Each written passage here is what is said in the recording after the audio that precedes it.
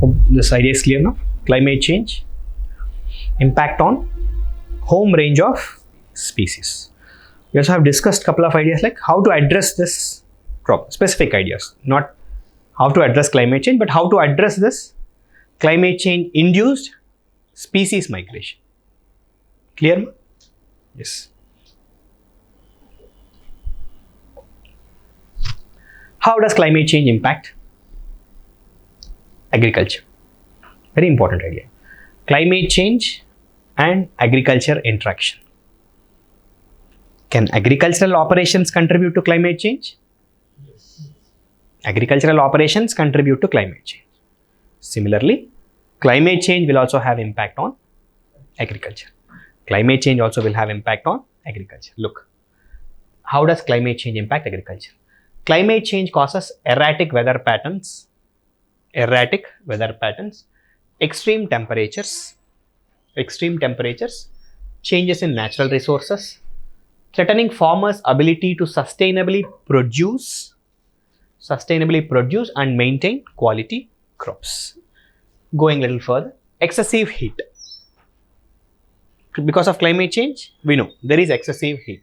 So reduces surface water and is that? Anyways, yeah, excessive heat, whenever there is excessive heat, what will happen? Surface water will get dried up. What will happen to soil moisture?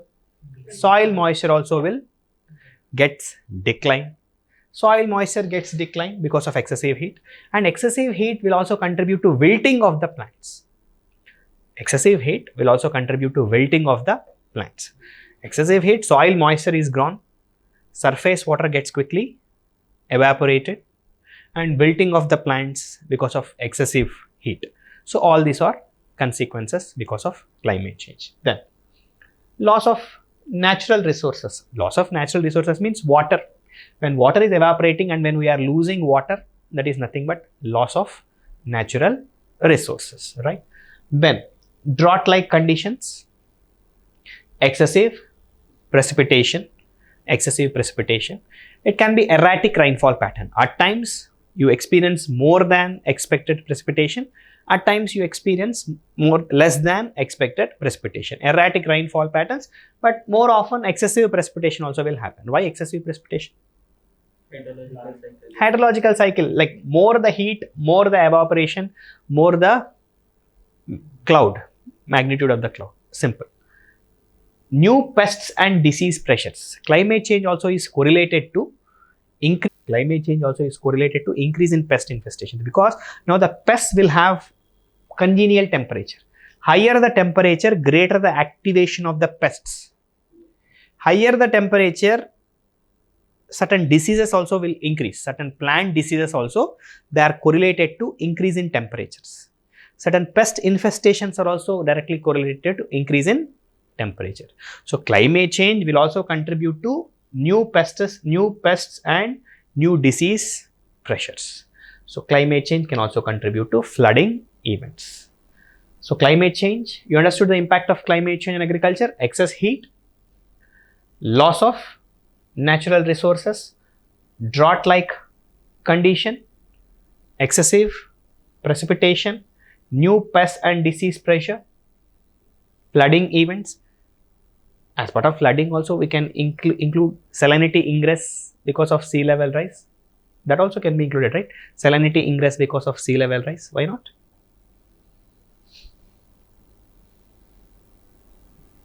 Anything, ma? Lack of clarity here. You can see here, right? New pests, new types of diseases because of climate change, drought-like conditions. Coldness can also destroy some crops. Heat waves? Cold waves. Heat waves. Generally, heat waves events will become more common because of climate change. Heat waves can have impact on production, crop production. It can lead to wilting of the crops. So effects of global warming on agriculture. Increased frequency of weather events like storms, floods, droughts. Then longer growing seasons in cool areas. Can I call this a positive effect? Some effects of climate change can also be positive. Try to understand. Some effects of climate change on agriculture can also be positive. You'll understand more by the end of the discussion. One point I am telling now, longer growing seasons in cool areas. So longer the growing season, one possibility is better the production. Longer the growing season, better the production. But there is a problem also with longer the growing season. Longer the growing season, time taken to get the production or time taken to get the produce will increase. So it has twofold effect. One can be positive, other can be negative. But yes, longer growing seasons in cool areas is one positive thing and also a negative thing. Loss of biodiversity in fragile environments or tropical forests. Okay, let's not discuss that because that's little very vague, isn't it? Climate change, biodiversity impact, the loss of fertile coastal lands caused by rising sea levels. This also is already discussed. That's nothing but salinity ingress. More unpredictable farming conditions in tropical areas. Increase in incidence of pests and vector-borne diseases. Dramatic changes in distribution and quantities of fish and seafoods. Already discussed. Then long-term fluctuations in weather patterns could have extreme impacts on agriculture production, slashing crop yields and forcing farmers to adopt new agricultural practices in response to altered conditions. Understood now? Yes. So discuss in detail various impacts of climate change of agriculture. Suggest some measures to address the same. If such a question comes up in your exam, now will you be in a position to write at least 5 to 6 good points? So, in suggesting some measures, what all can we discuss? One, we have discussed about GM crops. Very good. Yeah. And then other things, what can come up? Can it organic farming, zero budget natural farming. Then what else? Do we have Mixed cropping patterns, maybe mixed cropping patterns. We will discuss that because we have a separate topic now, climate resilient agriculture. In that I'll discuss in detail. Yes. Since you've given the question, that's Yeah. It makes sense. Yes. What is this? Why? You need to select that and then enlarge. And then enlarge.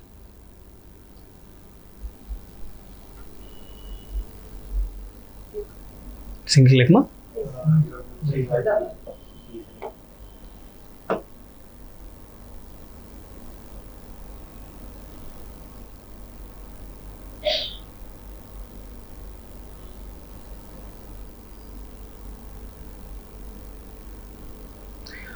Warmer temperatures increase growing season. That point already discussed. Then reduced winter heating and increased summer cooling costs for production, isn't it? Say in winter, heating costs will reduce and in summer, cooling costs will increase. It's commonsensical, right? So if you are using a greenhouse means, for controlled agricultural production, we use greenhouses. For controlled agricultural production, we use greenhouses. The greenhouses, what we will try to do, we will moderate the temperatures in the greenhouses. Means in winter, we will make it warm. In summer, we will make it cool. Because we have to moderate the temperature in a greenhouse. So this for increasing the temperature or for decreasing the temperature requires electricity production. Isn't it? Yes. Agricultural potential expands northwards and to higher elevation. Isn't it? You understood this point? Agriculture potential expands northwards and to higher elevation. Why? Congenial temperatures we are having in a higher elevation. so is this a negative effect or a temporary agriculture? Can be both. Agriculture production is increasing, but we are damaging otherwise pristine ecosystem. Previously, it's an undisturbed ecosystem. Now, okay, your agricultural activity has contributed to economic activity, but we are intervening with the otherwise pristine or undisturbed ecosystem, right? So, water springs water springs may delay planting. It's okay. Water springs means you have to understand this. Recently, like a couple of years back, Shimla has witnessed a severe water shortage. Shimla has witnessed a severe water crisis, and Himachal Pradesh government has issued a travel advisory to all the tourists not to visit Shimla for next 2-3 months. This has a severe impact on the employment opportunities because it's heavily dependent on the tourism for its sustenance. Shimla, a city, Himachal Pradesh, it's very much dependent on the tourism for its survival. Tourism acts an important role or plays an important role in generating employment and in stimulating economic activity. But 2-3 months issuing an advisory for tourists not to come or minimize your visits likewise.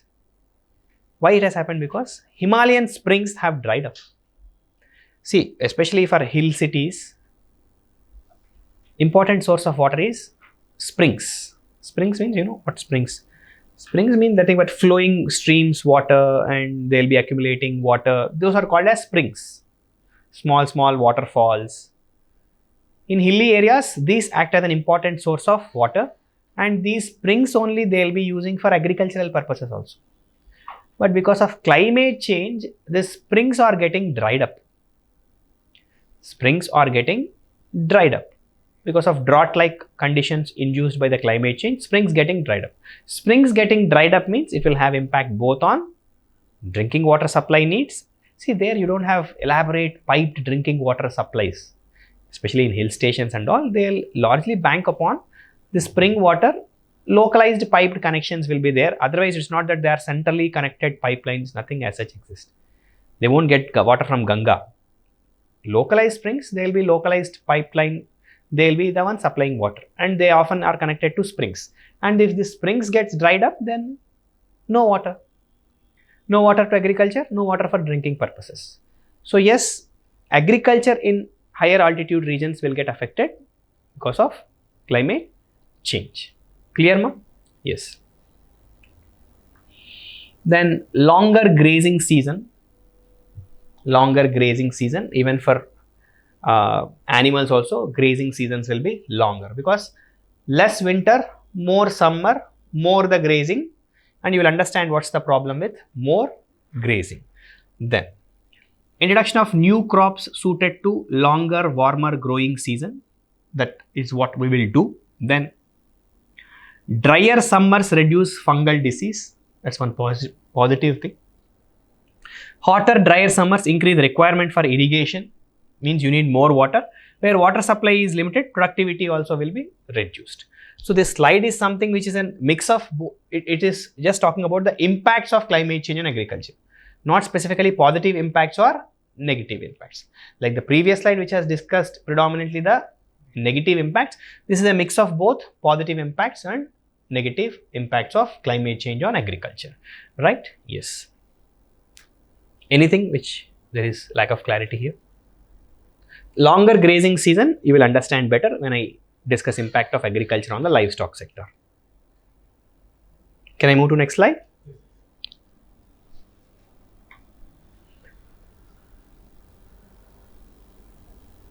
This is other interesting.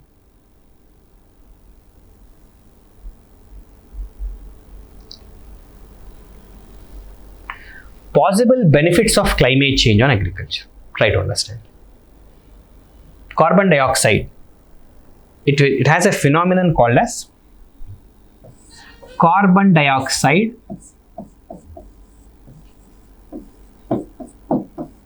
fertilization. Carbon dioxide fertilization means with increased levels of carbon dioxide, increased levels of what is the important source of energy, what important source of nutrient to plants? Carbon dioxide.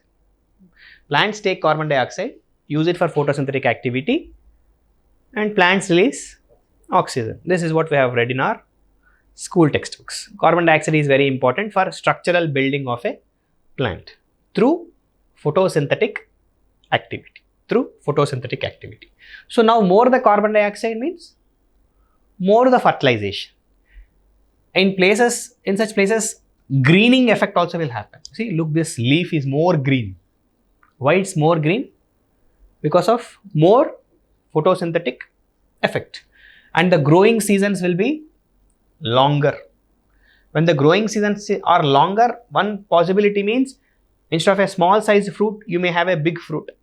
Instead of a small pod of groundnut, you may have a big pod of groundnut. These possibilities. Then increased precipitation is a possibility.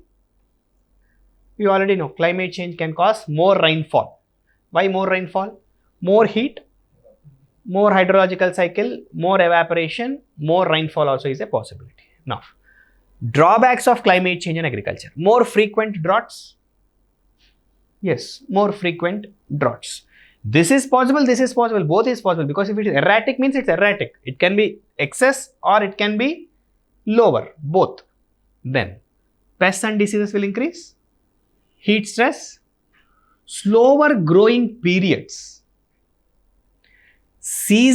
Growing season may be longer, but they have understood that the growing period is slower. Means the duration is longer.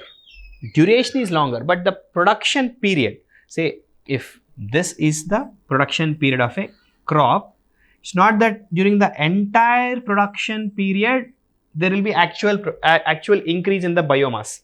There will be certain specific period through which there will be a rapid increase in the biomass of the plant. But what is happening? That growing period means where the specific increase in the biomass is happening, it's getting slower. This is empirical observation only. Then increased flooding and salinization. Flooding events will be more. Sudden rainfall causes floods. Sudden rainfall and rainfall in large magnitude in short span of time can cause flooding events and salinization. So these are some of the problems associated with climate change on agriculture. Okay. Remember, longer the growing season, slower growing period. Slower the growing period means growing season may be long, but there will be a specific or defined time where will be an increase in the biomass. That period also is becoming slower. Which is little technical, but just try to remember slower growing periods. Okay. Yes. So increased carbon dioxide fertilization. What is carbon dioxide fertilization means? Uptake of carbon dioxide increasing and causing greening effect, right? Then several things like increased photosynthetic production rate. I already told what is increased photosynthetic production rate. Increased biomass of the plant. Increased water use efficiency. Increased water use efficiency means greater the photosynthetic activity, greater the requirement of the water, right? Greater the photosynthetic activity, greater the biomass, greater the utilization of the water by the plant. So water utilization by the plant will increase. Why? More photosynthetic activity, more biomass. Understood? Sure? Then, increased tolerance for low light levels. What is this? Increased tolerance for low light levels. Exactly. Yes. And also, already carbon dioxide is more, photosynthetic activity is happening. So it does not mean that plants require so much of light. Light is only just one factor. Some amount of light also is sufficient. See, light is important, carbon dioxide is important. Now, even if that lesser light also is getting compensated by more carbon dioxide. Lesser light also getting compensated by more carbon dioxide. Means, say, let's imagine if photosynthetic activity occurs from 9 to 4 because of availability of light and carbon dioxide. Because of now more availability of carbon dioxide, maybe photosynthetic activity will be prolonged till 6 o'clock, 9 to 6. It's as simple as that. So, increased tolerance for low light levels means even in lesser light also photosynthetic activity will still be happening. Why? Because all these are different resources. See, for somebody to sustain, say we need water, we need food, we need everything. But we have more food, even if with less water, maybe we can manage for more hours, something of that sort. Then increased optimum temperature for photosynthesis. Increased optimum temperature for photosynthesis means Yeah. For photosynthesis to happen, let's imagine X is the temperature. X is the temperature that is required to have photosynthesis. Now, the optimum temperature will increase. Optimum temperature will increase means even at higher temperatures also photosynthetic activity will continue. Even at higher temperatures means generally na photosynthetic activity beyond a certain threshold or beyond a certain temperature, photosynthetic activity will stop. But now because of availability of more carbon dioxide, at higher temperature it will do, at lower temperatures also it can do. What will happen to optimal temperature? Even at a higher optimal temperature also photosynthetic activity will not stop. Photosynthetic activity will not stop. Actually, you will not get a dedicated question like what are the effects of carbon dioxide fertilization like that. But even if such an odd question comes up, you must be in a position to understand and write all these ideas. Carbon dioxide fertilization, increased photosynthetic. It was a prelims question. Yeah, carbon dioxide fertilization was asked as a prelims question. But mains, I don't think it can be a question. But let's be prepared. What's wrong? Carbon dioxide fertilization, increased photosynthetic production rate, increase in biomass, increase in water use, efficiency, increase in tolerance even for low light level, then increase in optimum temperature for photosynthesis. See, photosynthesis will occur at a certain temperature, but that even at a higher temperature also photosynthetic activity will not get disturbed. Photosynthetic activity will still be running instead of existence of high temperature. Means there is certain range in which photosynthetic activity will occur. That range will increase. Means simply put, more photosynthesis will be happening. More the photosynthesis, more the greening, more the biomass. So in some ways, yes, global warming is beneficial to plants, but not in the long run. All these good things because of carbon dioxide fertilization, plants will enjoy only in a short term to mid term, but in the long run, it can have negative consequences or it will have a negative impact.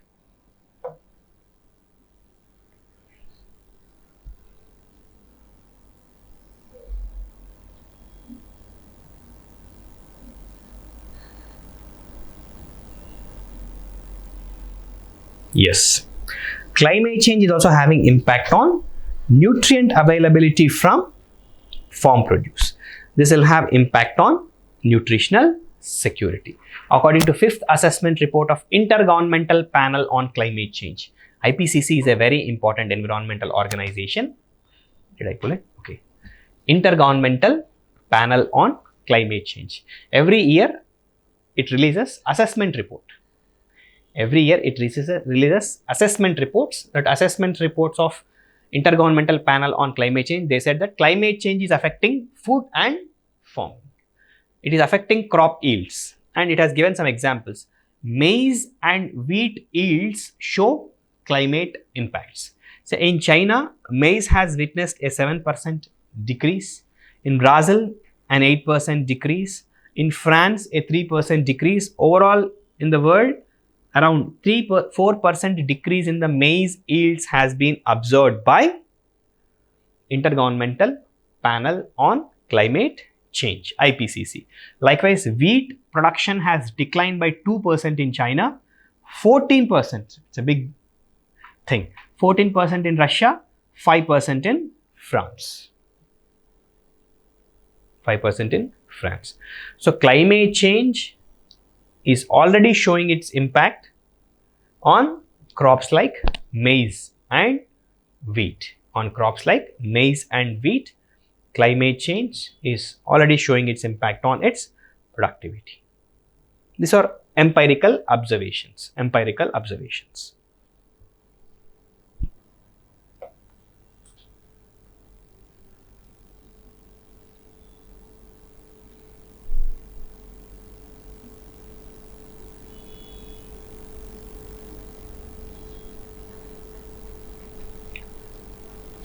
Now we will try to understand how agriculture will contribute to climate change. Till now what we discussed? How climate change impacting agriculture, isn't it? Till now we discussed how climate change impacting agriculture. Now we will discuss how agriculture will impact climate change. Yeah. How farms contribute to climate change. Agriculture is responsible for nearly a quarter of the world's greenhouse gas emissions. Numbers may vary. It is also threatened by climate change. Agriculture is threatened by climate change, and agriculture also contributing to climate change and uniquely positioned to fight it. Means you can use the same agriculture to also fight the climate change. Isn't it? Can we use agriculture to fight the climate change? Why not? You will understand. Yes.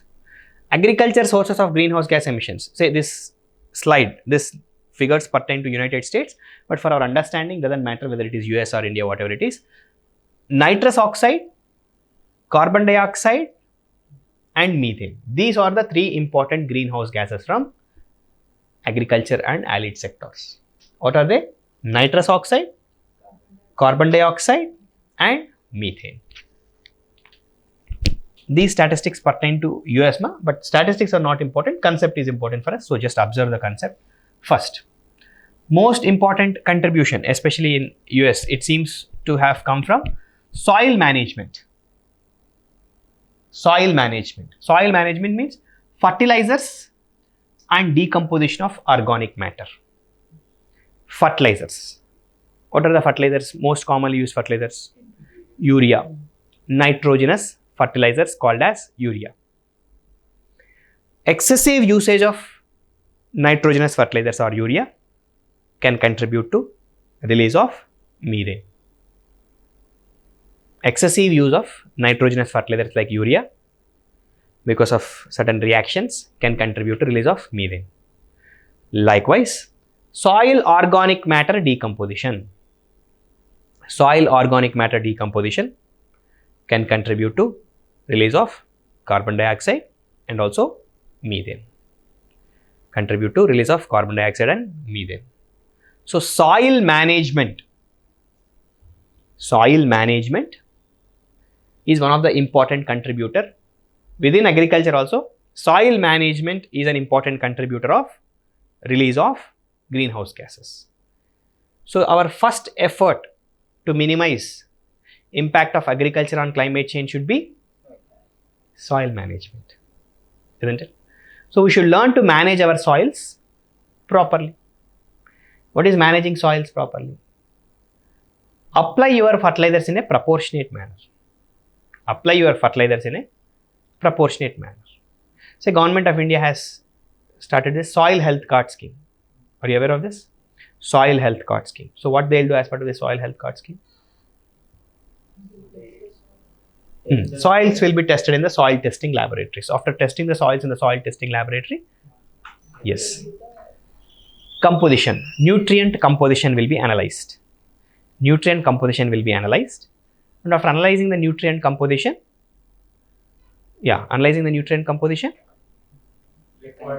specific amount of nutrients will be provided.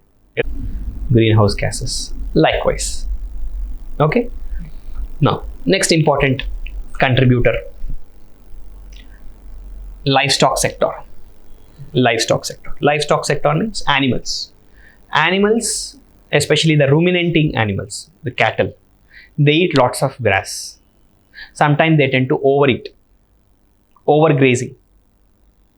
Overeat or overgrazing, depending upon the quality of the fodder. If we don't give them good quality fodder, because of certain reactions happening in their stomach, enteric reactions we call. Enteric means gut. Gut means our entire digestive system. Because of certain microbial reactions happening inside their gut, in their belching, from their belching, they contribute to release of lots of methane gases. You can see it here. Gas from livestock sector, how important contributor it is. Then manure management. Manure means what? Compost. Compost is what? Organic waste. From organic waste, we are trying to produce compost.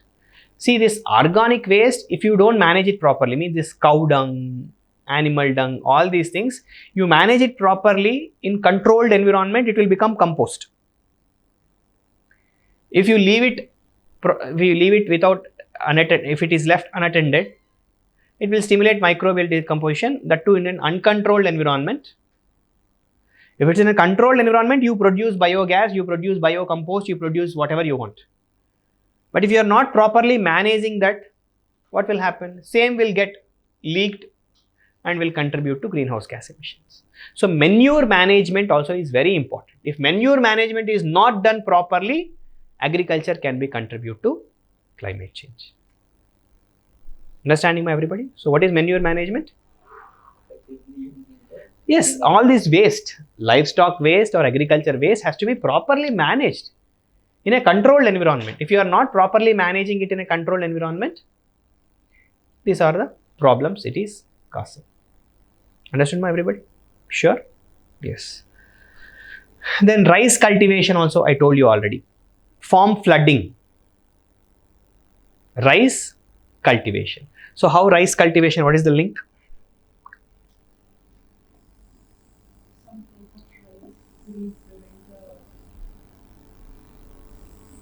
Transplantation of No, it's not that. They are flood resistant. Some types of No, not consumption of water. See,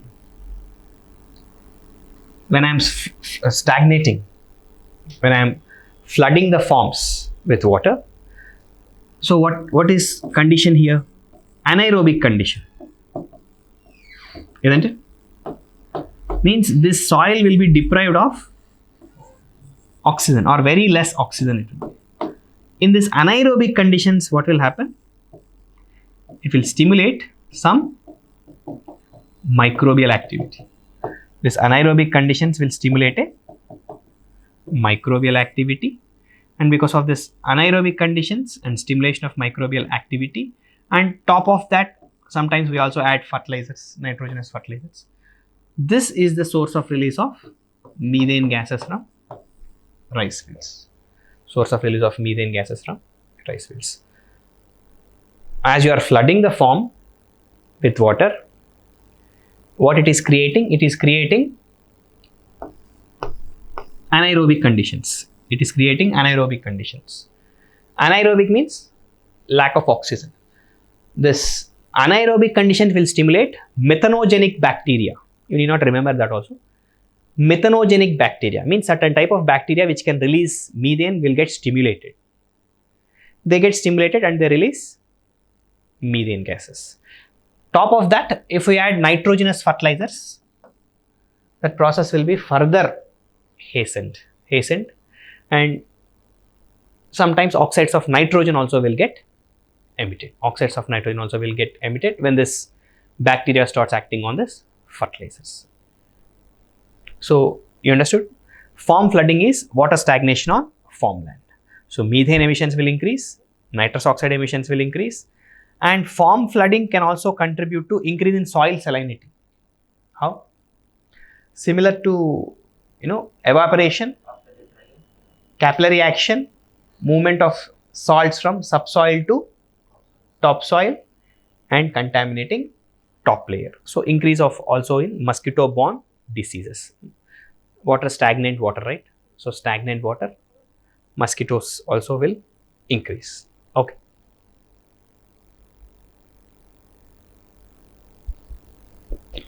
Then yes, energy we also use for running tractors, different mechanized equipment. Energy will be used, that also will contribute. Burning of crop residues, land getting converted into cropland. Hitherto normal land, if it is getting converted into cropland, likewise.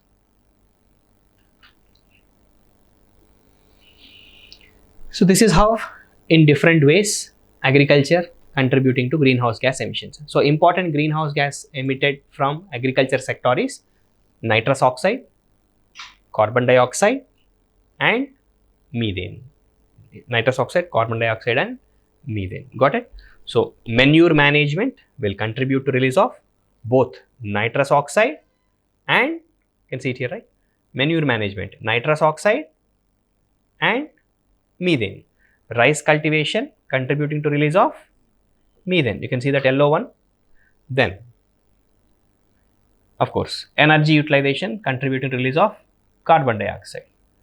Likewise, so different types of agricultural operations contributing to release of different types of harmful gases, especially greenhouse gases. So there is something written land use sink and then is it Yeah. approximate or minus 10? Yeah, land use sink means soil carbon storage. Generally, soil will store carbon. Soil will store carbon, but land use change means generally any land will act as a sink for carbon dioxide if it is undisturbed. Okay. But for agricultural operations, if you are disturbing it, what will happen?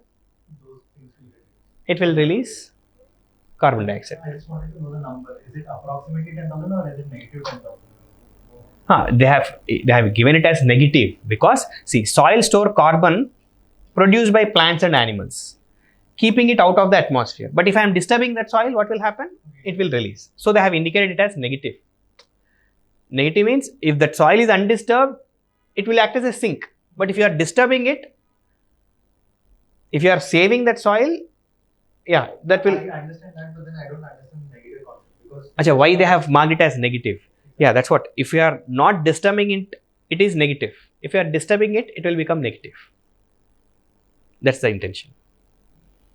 Anything, any clarity missing there? Land use sink, soil carbon storage. That's what, like, if you are disturbing the soil, then that will contribute to release of gases. Yes.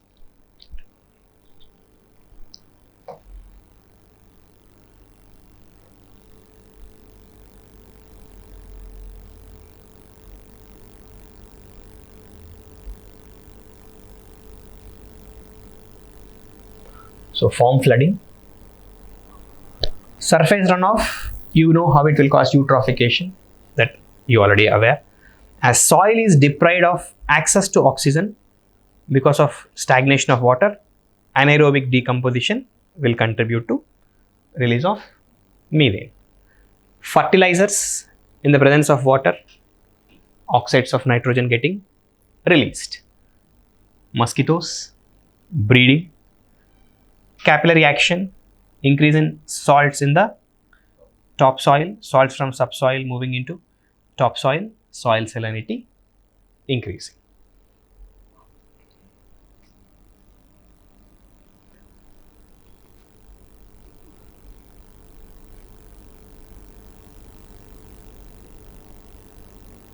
So discuss in detail how agriculture operations contribute to phenomenon of climate change, such as some measures to address them.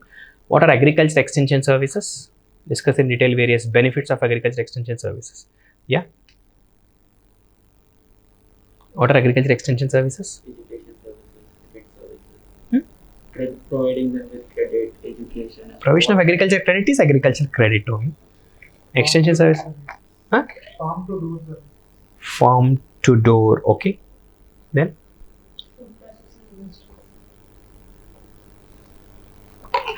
food processing is an industry. What are agriculture extension services? That is agri logistics, agriculture infrastructure.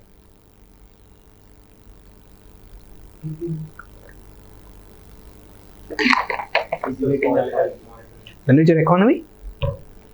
Economy is completed. Yes. APMC is agriculture marketing. You are mixing all the concepts. Agricultural marketing is different. Agriculture insurance is different. Agricultural credit is different. Isn't it? All these are different entities. Agriculture extension services means ensuring that the knowledge which has been generated in agriculture research and development laboratories is actually getting transmitted to farmers. It's a lab to land concept. What's happening in the laboratory has to reach the land. It's a lab to land concept. Agriculture extension services means all these knowledge services. Telling farmer about what's the present state of the soil. Telling farmer about, say, this is the present demand in the market. This particular crop is in demand. Or telling farmer, okay, use this particular cultivating variety or use this hybrid variety. It's like educating the farmer. Information dissemination to the farmer. What are Krishi Vignan Kendras? You heard? KVKs. At the district level, we have Krishi Vignan Kendras. These are nothing but agriculture extension centers. But at the village levels also, nowadays we are planning to establish, some state governments, they are establishing agriculture extension offices, wherein the primary mandate is empowering the farmer with information. It's primarily meant for information dissemination, knowledge, giving of knowledge to farmers, including meteorological services. Farmers also can be told when it's going to rain, when it's not going to rain. So accordingly, he can manage his cropping seasons. So it's all about information. It's all about knowledge dissemination to farmers. It's a very, very important idea. Agriculture extension services should be aware of these simple concepts. Yeah, why farmers flood water in paddy fields usually? What's the reason? What, ma? Any idea? Paddy is a semi-aquatic plant, so it can survive in water, but it can also survive without so much water. And why farmers use a lot of water in paddy field? Actually, the primary reason why farmers use water in paddy fields is to prevent weed proliferation. Weeds. What weed will do? Weed will suffocate because of non-availability of oxygen. Other weed and their seeds will not even grow. The major reason why farmers prefer to flood rice fields is to prevent weedicides. Then you may be thinking then rice also should die. Rice won't die because rice is a semi-aquatic plant. As it's a semi-aquatic plant, it can withstand water stagnation. But the reason why farmers flood rice field is to prevent weed proliferation. That's the reason. So that's what in dryland rice cropping method, which now they are encouraging, dryland rice cropping method, they are encouraging not to flood the field. There is also another important concept called as SRI, system of rice intensification. System of rice intensification, SRI technique. SRI technique. Generally, these things will be discussed in the current affairs. If I take environment current affairs class for you, I'll talk about these ideas also. System of rice intensification technique, SRI technique. In the SRI technique, we don't flood the farm with water.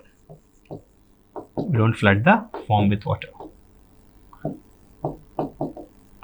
We will try to use other means like using weedicides or mechanical removal of the weeds to remove the weeds. It has been identified that production or productivity has not only increased after adoption of the SRI technique. Rice production has increased after adoption of SRI technique. System of rice intensification. Don't think it's technical because in newspapers also often they write about this SRI technique and all.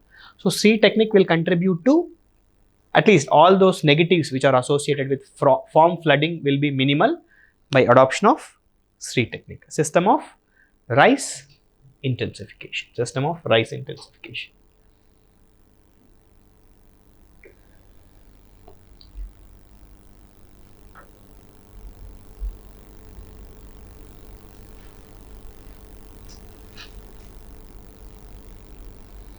Are there any alternatives to flooding of agriculture for rice cultivation? Just now we discussed. Dryland rice farming and system of rice intensification. How to reduce methane emissions from livestock sector? So this year they used seeds for growing rice because of labor shortage in Punjab. Instead of transplantation of the paddy, they use seeds for growing rice. So can that be said to be an alternative to the current paddy doing that? You are telling the reason yourself. Transplantation is a laborious process. Transplantation or seeding, in both you are flooding, isn't it? Transplantation means what?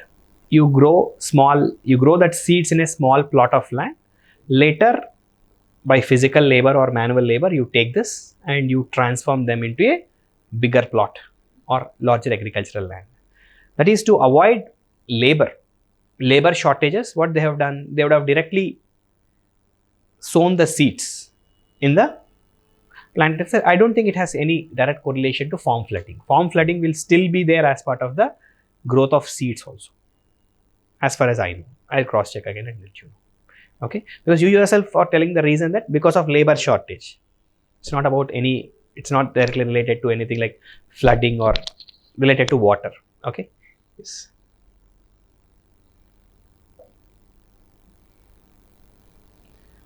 What is precision farming? Is the input as much as important. Accuracy, accuracy. Yes. Precise delivery of inputs. Precision farming is, did I discuss in the class? I think. Achha, in economy you discussed. Okay. In economy or science and technology? Economy just mentioned it a lot. Okay. It's an important idea. Let me discuss. It falls both into the domain of science and technology and also environment. Precision farming is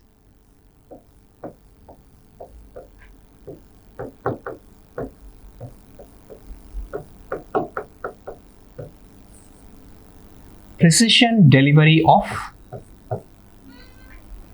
inputs. Precision farming is precision delivery of inputs. What inputs?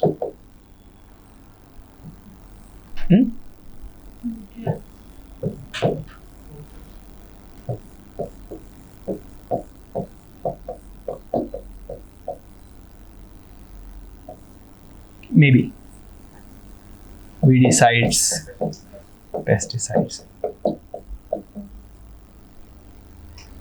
Means how we can achieve this precision?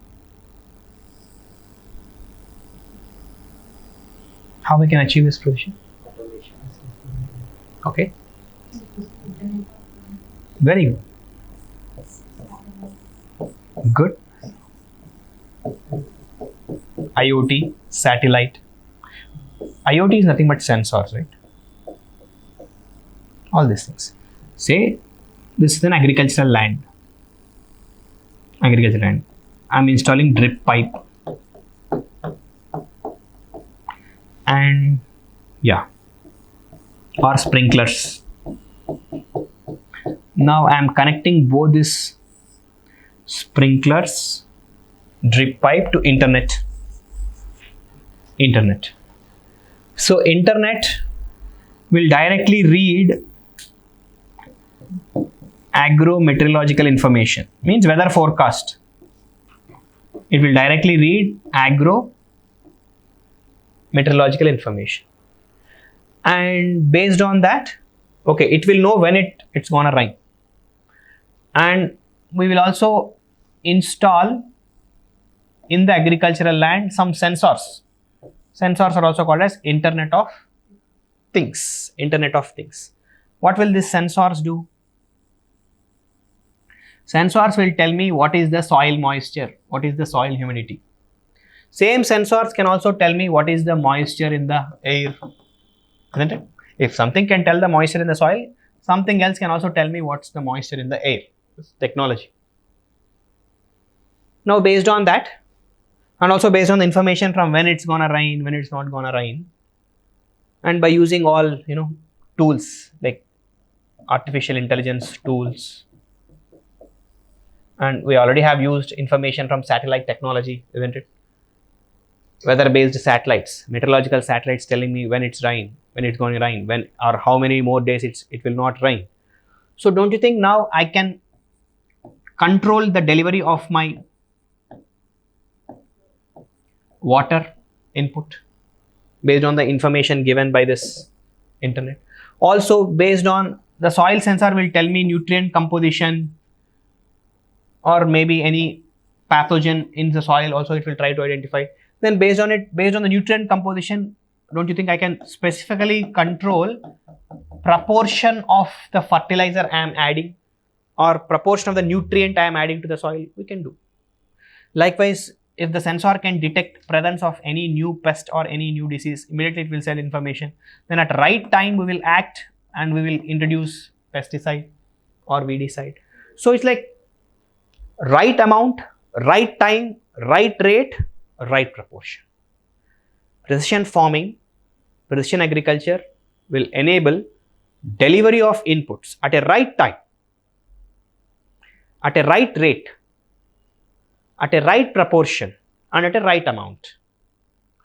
Right amount, right time, right proportion at a right rate.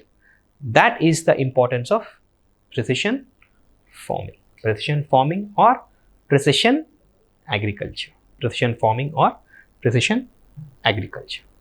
Got it? Yes. You can see it here, right? System of rice intensification is a farming methodology aimed at increasing the yield of rice produced in farming. It's a low water, labor intensive method that uses younger seedlings, singly spaced and typically hand weeded with special tools. Hand weeded with special tools. So, yeah, coming here, that's some factual information. Three concepts and practices have continued to evolve. The central principles are rice field soil should be kept moist, that's it, rather than continuously saturated. Means you don't saturate it with lot of water. Minimizing anaerobic conditions. As this improves root growth. If there is anaerobic conditions are not there, means roots will be more healthier and supports the growth and diversity of aerobic soil organisms. Two benefits are there. As I am not maintaining anaerobic conditions, less methane emissions. As I am ensuring good availability of air, root growth will be well. So, healthy plant. And of course, as there is good amount of oxygen available now, aerobic or beneficial farm friendly soil organisms will survive. Then, rice plants should be planted singly and widely spaced to permit root growth and canopy growth to keep all leaves photosynthetically active. Of course, rice seedlings should be transplanted when young, less than 15 days old, with just okay. That is how it is done. But these are the benefits of system of rice intensification. System of rice intensification. Is this clear now? Sure. Precision farming concept you understood?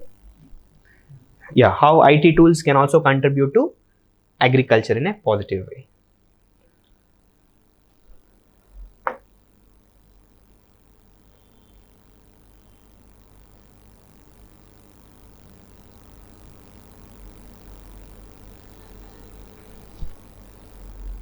So yes, cow produce a lot of methane during digestion. Methane is a greenhouse gas and much more potent than carbon dioxide.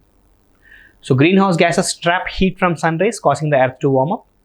A new study found that selectively breeding cows or manipulating their gut microbes could help to save the environment.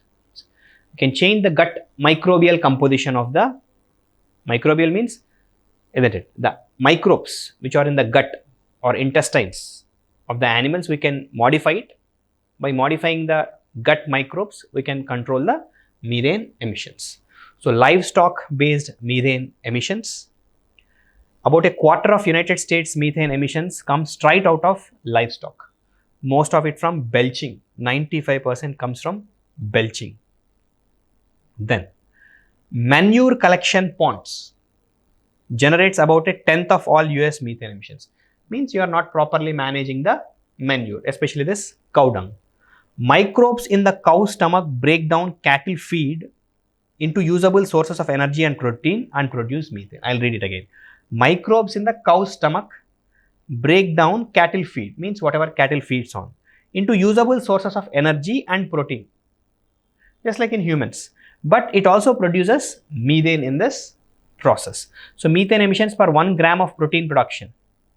Say buffalo 404 grams, say global estimates in grams carbon dioxide equivalent, means see amount of methane gas emissions is highest with regards to buffalo, next highest in beef production. Say if we want to produce, say methane emissions will be highest when in case of buffaloes, beef it will be little less, milk from cows it is little less, pork even less, chicken it is even less, but the highest production of methane gas emissions per 1 gram of protein is from buffaloes. Okay, let's try to understand this. So, buffalo meat is more problematic than beef, which is more problematic than milk production, which is more problematic than pork, which is more problematic than chicken. That's the order. Okay, so this is how livestock sector contributing to methane emissions. Livestock sector contributing to methane emissions.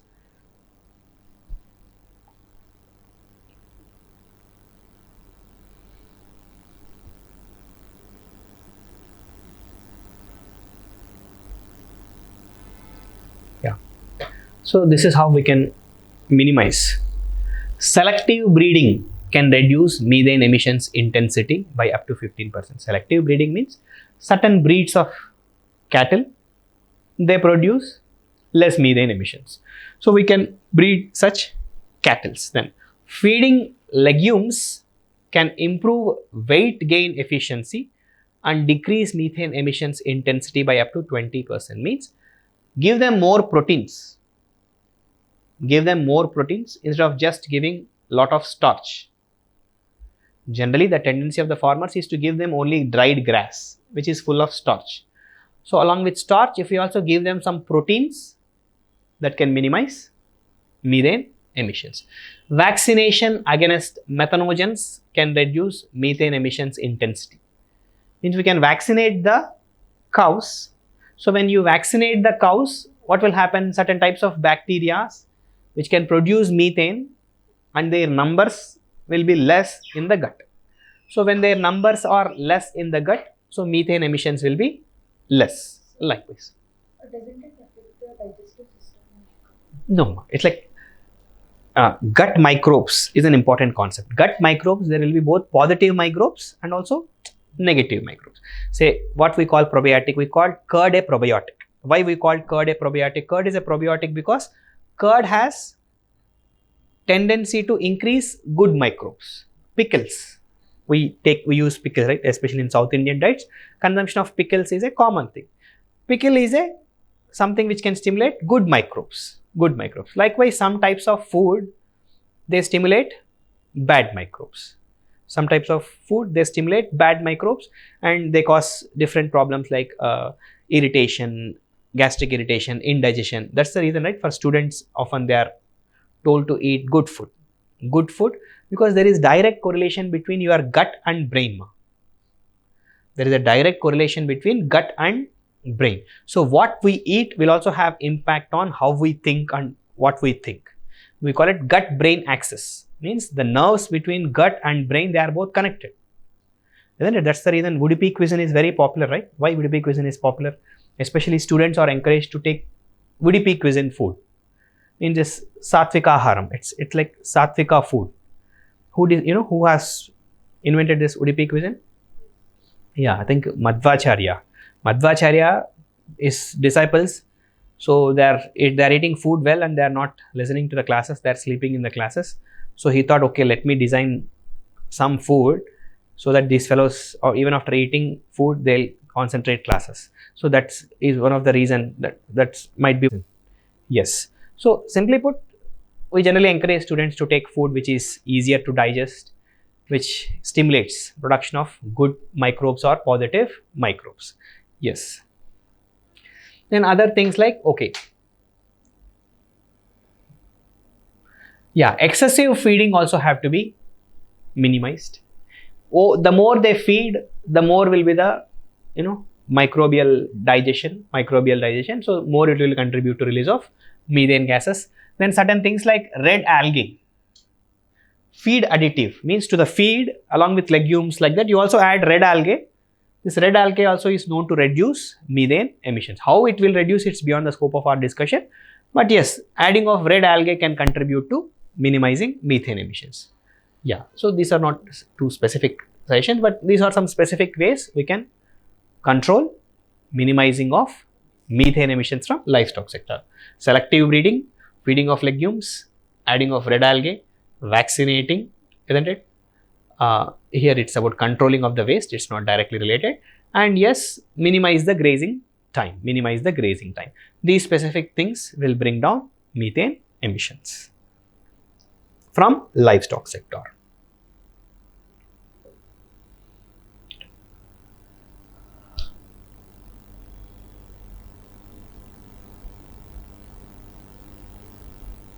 Now, till now we discussed how yeah, livestock sector and how we can control impact of livestock sector and climate change. In agriculture also few things we'll try to discuss. So switching to varieties of crops which are tolerant to, yes, climate change, isn't it? Biofortified crops, that's what we discussed, right, in the context of GM crops. If I use these kind of crops which can tolerate heat, which can tolerate drought, which can tolerate salinity, I am trying to withstand the impact of climate change. Remember that discussion? Mitigation, adaptation, resilience. What all we discussed? Climate change adaptation, climate change mitigation, climate change resilience. All these things we discussed. Remember? Yes. Then optimizing irrigation. One example, see drip irrigation you are already seeing here. If you are using drip irrigation, sprinkler irrigation, you don't unnecessarily flood the farm with water and contribute to emissions. Managing soil nutrients and erosion. Soil management. We already discussed what is soil management. Good soil management will contribute to lesser greenhouse gas emissions. Then matching animal numbers to change in pastures. Matching animal numbers means again just to prevent overgrazing. Just to prevent overgrazing means try to ensure that they are optimally distributed. Ensure that they are optimally distributed so they don't resort to overgrazing. Then yes, adopt mixed cropping patterns. So you will know how to effectively integrate that integrated farming concept we discussed, right? Effectively interlinking animal husbandry and livestock sector and agriculture, so that one here something which is produced as waste, we use it there. There what is produced as waste, we use it here. So it will contribute to better soil management, better manure management. We already discussed when I am discussing the topic of integrated farming, so I am not saying it again. So controlling the spread of pests, weeds and diseases in livestock sector also is important. Because why? Controlling the, so you will use less pesticides, you will use less weedicides, all these things. Then switching to more abundant species in fisheries, restoring degraded habitats and breeding sites like mangroves, strengthening like in fishery sector, sustainable fishery concept we discussed in detail. So sustainable fisheries, sustainable livestock sector, sustainable cropping patterns, sustainable agriculture, that is how we will try to address the climate change. These two ideas are not specific, they are non-specific, so that's the reason I don't want to discuss them. They are very vague and open-ended.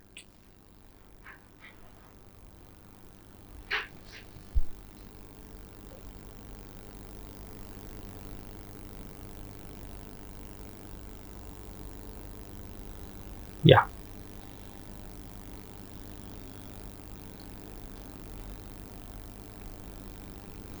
Yeah. So we will need major innovations on how we eat and how we farm. What kind of innovations? Completely different diets we may need. Maybe like we should consume less of cereals, isn't it? Cereals are water guzzling or water intensive crops. So let's move to some crop variety which is less water guzzling or less water intense. Classical example, let's climate smart nutri-cereals, isn't it? MS Swaminathan prefers to call them climate smart nutri-cereals.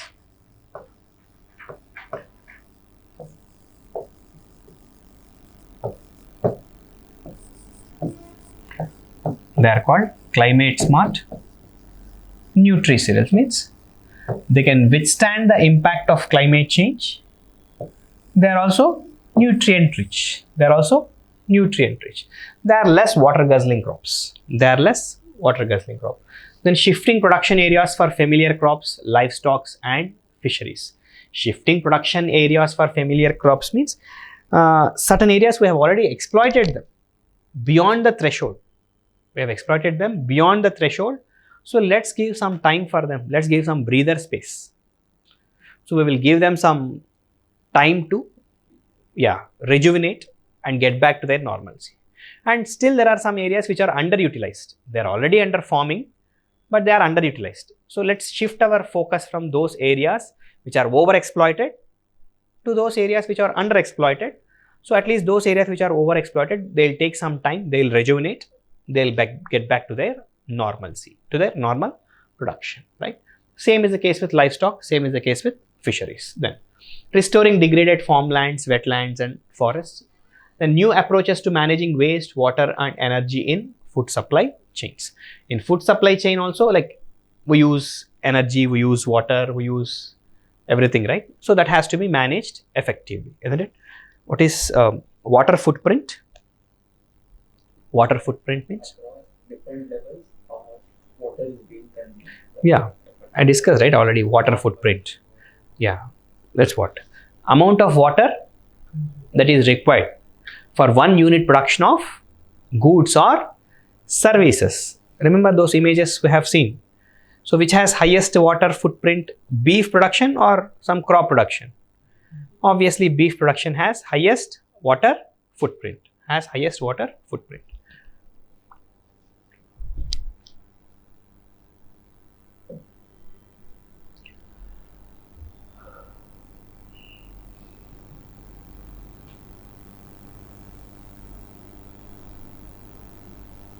So climate smart agriculture or climate change resilient crops.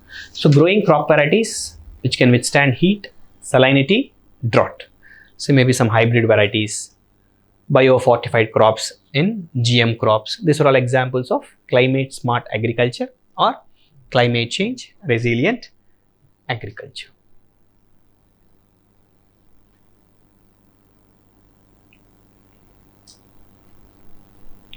So climate smart agriculture as defined by Food and Agriculture Organization, it should sustainably increase agricultural productivity and incomes, adapting and building resilience to climate change, then reducing or removing greenhouse gases emissions wherever possible.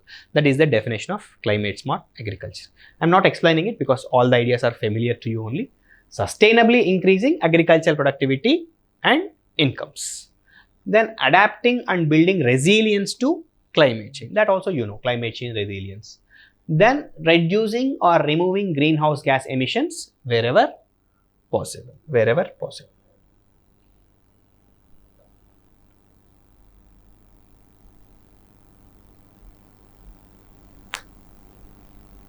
Yeah, what is this showing? Precision farming, right? Effective and efficient water management in farmlands. Drip irrigation, sprinkler irrigation, precision farming. So sensors, internet. Clear?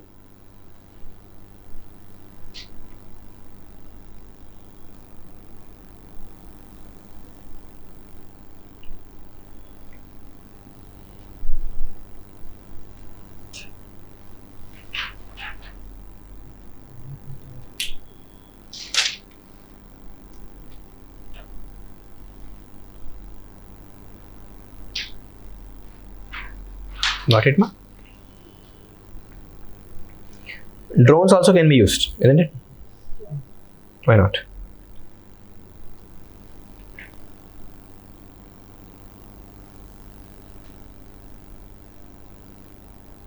Yeah, this is how a smart farm. Sensors, automation, self-driving vehicles, smart collars. Livestock, if we install collars on them, then we will try to modify, say, we will try to know about their health condition. We can monitor their grazing, for how long they are grazing. Likewise, cloud storage, it's like big data analytics. Drones will help in identifying, like if there is any pest. Sometimes, like in India, it's not necessary because our farms are only very small. Most of them are small and marginal farmers. But in big countries, like they have thousands of acres of land. It's an extensive agriculture system, right? In such cases, monitoring will become a little difficult. So their drones can help, isn't it? In those countries, fertilizers are sprayed using aeroplanes also. That big the farmers are, that big the farms are.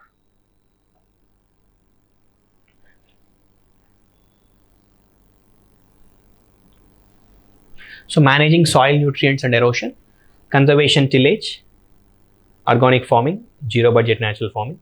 So what is zero budget natural farming? Near zero utilization of synthetic fertilizers, synthetic pesticides, synthetic weedicide and plant growth hormone. I'll start this discussion from next class. I'll stop my class for today. Yeah. Tomorrow, like in my place, that Himayat Nagar, I am organizing one panel discussion on Women's Day. So I'm inviting girls.